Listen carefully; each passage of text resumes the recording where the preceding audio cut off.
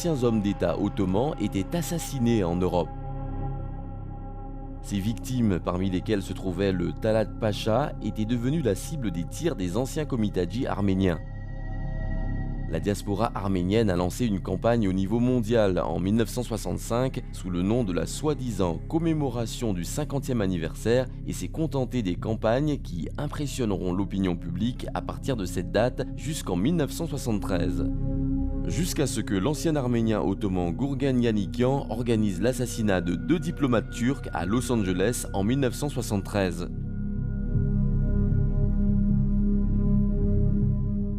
Cet assassinat annonçait le début d'une nouvelle période où la diaspora arménienne allait sous-signer à une série de crimes contre l'humanité en changeant dorénavant de méthode. En 1975, le comitadji arménien Agop Agopiana a posé avec un groupe de collaborateurs les fondations de l'abominable organisation Asala.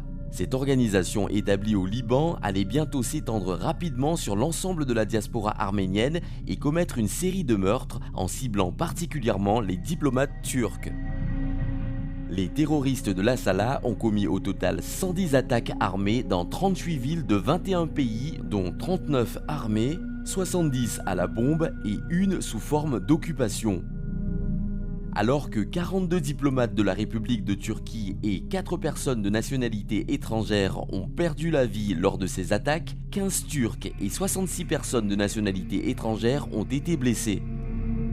Transformé en parapluie des cellules terroristes, l'Asala a visé en tant que première action notre ambassadeur de Vienne, Danis Tunaligil, le 22 octobre 1975. Les terroristes de l'Asala s'introduisant dans notre ambassade avec un groupe de 3 personnes ont demandé en turc à notre ambassadeur « Êtes-vous l'ambassadeur ?» Ils ont tué avec une mitrailleuse Danis Tunaligil qui a répondu « Oui » et se sont enfuis des lieux avec une voiture. Les terroristes de l'Asala ne visaient pas uniquement les diplomates turcs mais s'impliquaient également dans de nombreux délits ordinaires et organisés dans l'ensemble des pays où la diaspora arménienne s'était propagée. En particulier avec l'effet de l'atmosphère de la guerre froide, l'Asala a aussi commencé à servir les objectifs des divers services de renseignement. Outre les citoyens, les entreprises et les représentants turcs, les offices Transworld Airlines à Madrid et Air Canada à Los Angeles ont été la cible des terroristes de l'Asala. Le comportement des pays occidentaux et notamment celui de la France au sujet de l'Asala est particulièrement remarquable. Par exemple, les membres de l'organisation terroriste Asala attaquant le consulat général de Paris en 1981 ont martyrisé l'agent de sécurité Semal Ozen. Même si les assaillants ont été saisis, ils ont été condamnés à seulement 7 mois lors du procès mené en France. L'organisation sanglante a provoqué la mort de nombreux civils en visant les aéroports en particulier. Sa première action est le bombardement en Turquie qui a coûté la vie à 9 personnes et qui a blessé 72 personnes à l'aéroport Esenboga à Ankara le 7 août 1982. Le 15 juillet 1983, 8 personnes, dont 2 Turcs, 4 Français, un Américain et un Suédois sont morts et 55 personnes, dont 28 Turcs, ont été blessées lors de l'attaque à la bombe réalisée face au bureau de Turkish Airlines à l'aéroport Orly de Paris où se trouvaient des civils.